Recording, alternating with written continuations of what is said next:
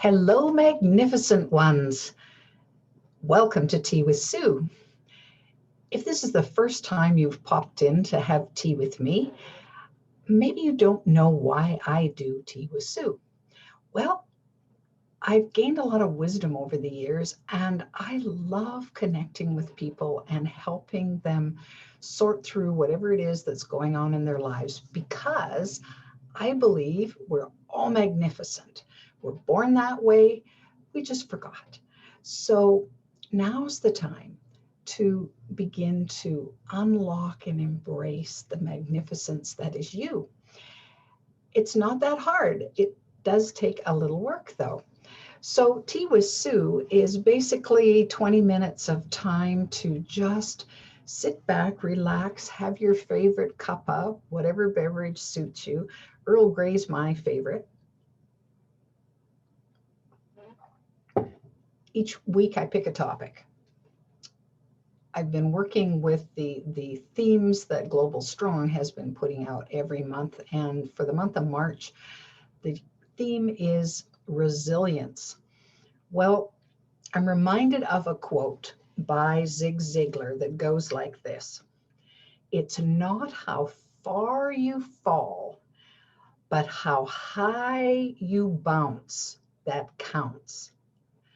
So life happens, right? Life is one big experiment. And lots of times we fall. Sometimes we just fall off the step and we kind of and get back up. Sometimes we fall from a vast height. An example of this, I've been watching this series on Netflix. It's a glass blowers competition. The coolest thing ever, and scary to watch, because here are a group of talented artists who are vying for a big prize, and they're working with ovens that range up to 2,000 degrees in temperature. I think that's Fahrenheit. And anything can happen. It's dangerous work. And the production of beautiful pieces as a result of what they're doing is nothing short of astounding.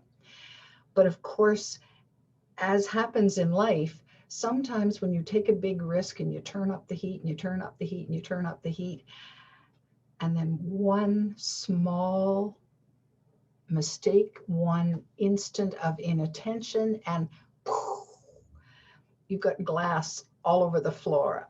I heard this a few times during this series, and I think to a glass blowing artist, the sound of shattered glass is just heart-wrenching.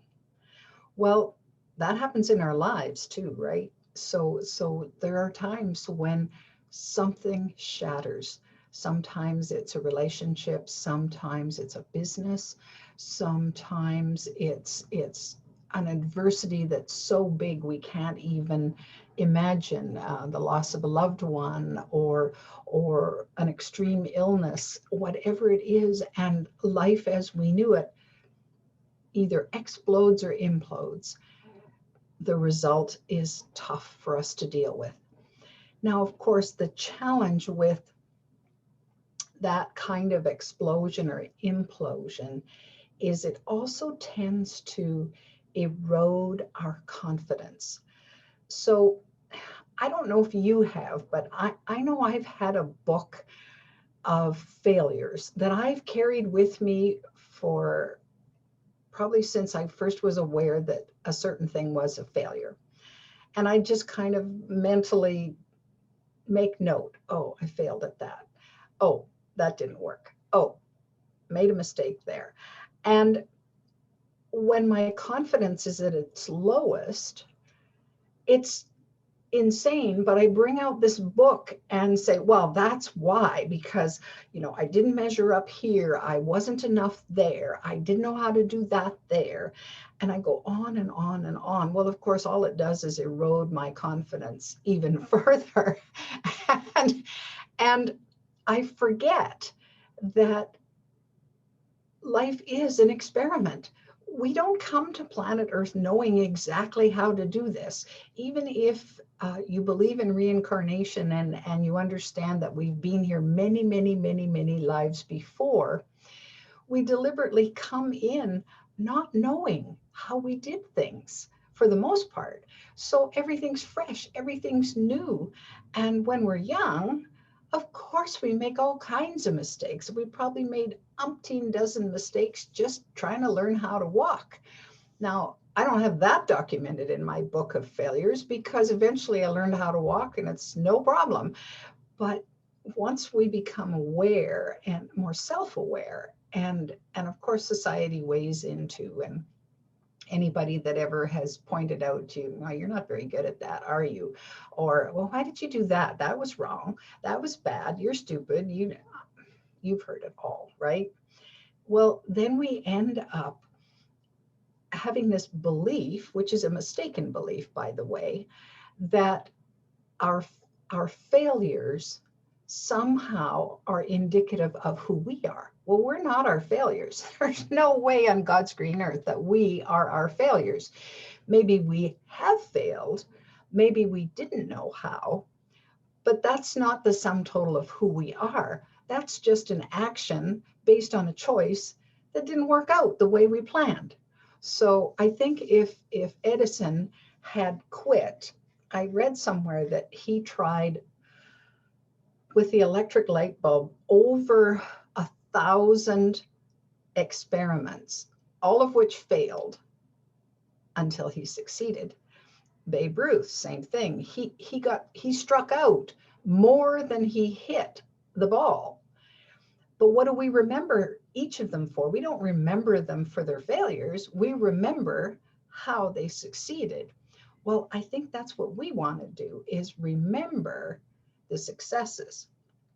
So it's interesting when we're feeling shaken, when our confidence is rattled, when we are struggling to move forward because things aren't panning out quite the way that we had planned. It takes an act of faith. So I think in the Bible it says that faith the size of a grain of mustard. Well, I don't know if you have mustard in your spice cupboard, but I do. I have the ground, and then I have mustard seeds. They're tiny, like eensy beensy little seeds. And you only need to have enough faith of one of those, one grain of faith. Now, whether it's faith in the universe, that the universe has your back and something will happen to help you recover, that's one possibility. Another possibility could be your faith in your own abilities. So the requirement of saying, you know what, maybe I've overcome far worse things than this. And if I have the ability to overcome this too. So that little act of faith, you add that into the mix, and then we move from there to say, how can I rebuild my trust in myself? Because along with our self-confidence, then sometimes our trust in our own abilities, or our ability to make a good decision or whatever, also takes a hit.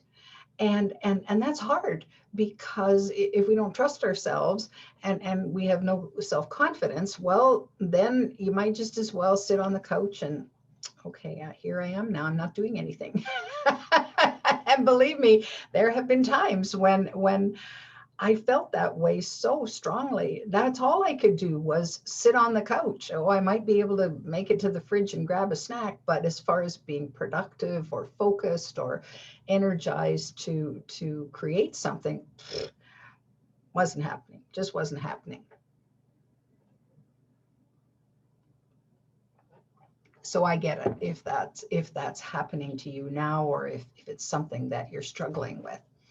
So I thought about some keys that could help us with the bounce, right? So it's bouncing back and saying, yep, I'm down right now, but how can I come up? It'll depend timing wise, and the way you do it will depend largely on who you are and how that works for you.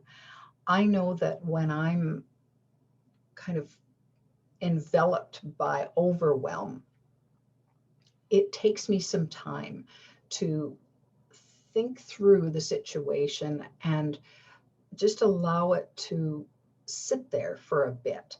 And I'll come at it from a bunch of different angles. And then eventually I think, oh, well, this, I don't need to eat a whole elephant. I could have just this little bit. If I start with this piece, that, not that I would ever eat an elephant. Ooh, that's gross, but you get, poor elephant. So anyway, it's just that old saying about, how do you eat an elephant one bite at a time? Well, okay, how do you tackle a huge problem? Well, one little piece at a time. So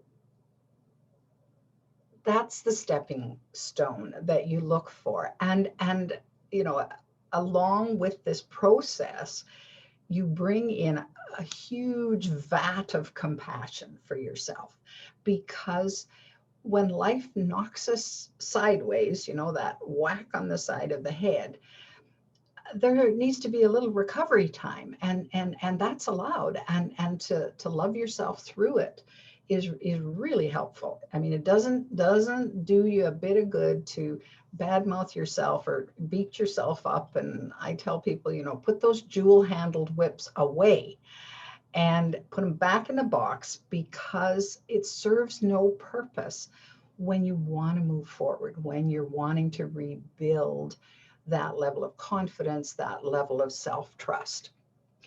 So I thought of a few keys that might be helpful in bouncing back. So here's some ideas that you might entertain. They're ideas I've tried and they work. So that's why I'm giving them to you.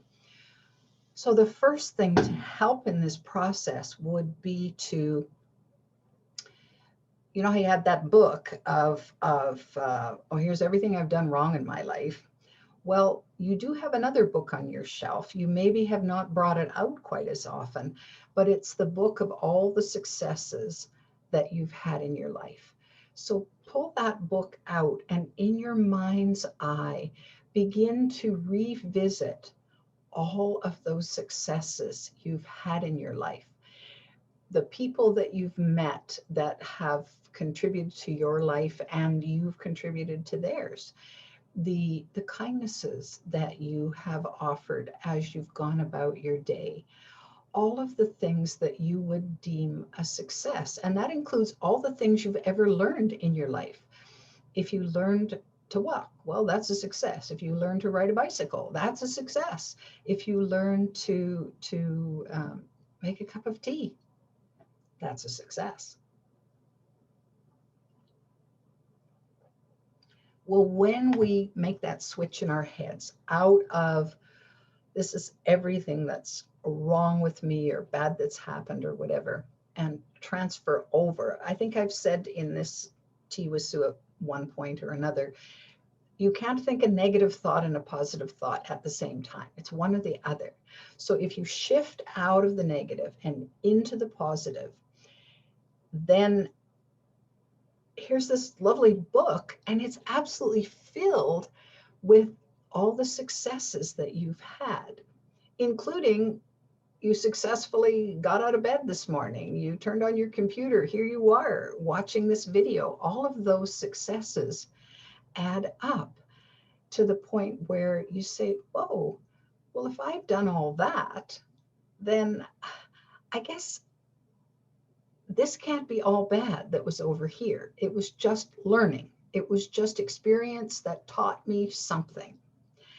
Whether it was, okay, I'm never doing that again, or, I didn't get it quite right. What if I tweak it this way? What if I watch these glass blowers and that's what they would do when something went wrong. Oh, they could have just thrown up their hands and says, that's it, I'm out of here.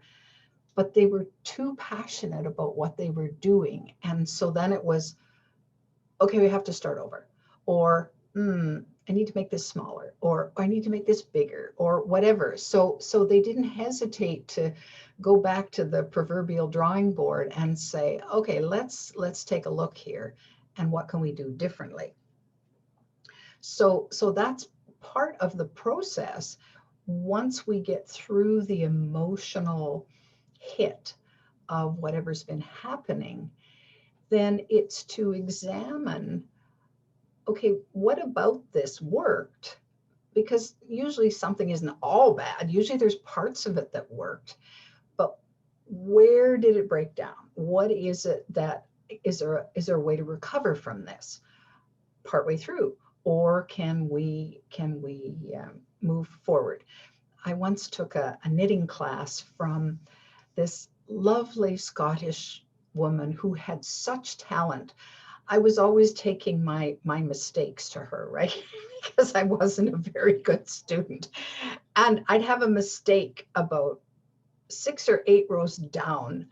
And of course, the only way I'm thinking to recover from this is you just rip back until you get to the mistake and then start again, which is one way of doing it. I could have done that.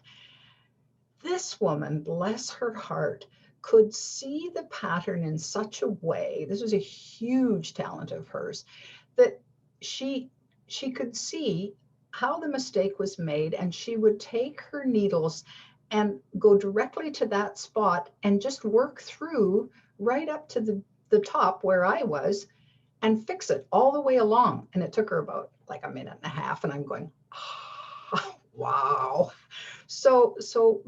But she knew how to do it, and she had such confidence in her abilities to help me recover from my mistakes that she just went ahead and did it. So that's a huge thing. So the other key here is then to, as you look at your successes, also begin to acknowledge the strengths that you have. Like, what do you normally bring to the table that could be part of your resilience? So maybe it's stick-to-itiveness, maybe it's determination. I know some people, when they get mad, then they just get on fire and they just forge through and do whatever. And so that's a great quality when things are tough. Maybe you're really good in emergency. You have a cool head, and you're able to just stop and take a deep breath and then begin to think about things differently. So whatever your skills or your strengths are, then you acknowledge that and say, whoa, how did I solve some of these other things? How did I recover? Obviously, I'm still here, so I've recovered from a whole bunch of things that knocked me down at one point. How did I do that? So a little analysis of that can lead you back on track fairly quickly. So think about not only your successes, but your strengths. And then, of course, the third key to bouncing back is looking around at your support system. So who do you know in your life who could reach out and give you a helping hand, who can, grab hold? You're at the end of the rope, and your hand is sliding down, and all of a sudden they grab your wrist and say, okay, hang on, and they give you a pull back up. So we have people like that in our lives, people who encourage us, people who support us, and people who can do actual physical things to take us from here over to here, or to assist us in that process. So we really want to think about, who can we trust that can help us? Now, it may be that you need to open up and be very vulnerable to whoever it is in your support system, to say, you know what, I've really messed up, and I've fallen so far, and I don't know how to get back up. I need help. Well, just the very fact that you're reaching out, it's so fascinating to me how the stars and the planets seem to line up and provide you with the exact thing that you needed in that moment. And you go, oh, didn't see that coming.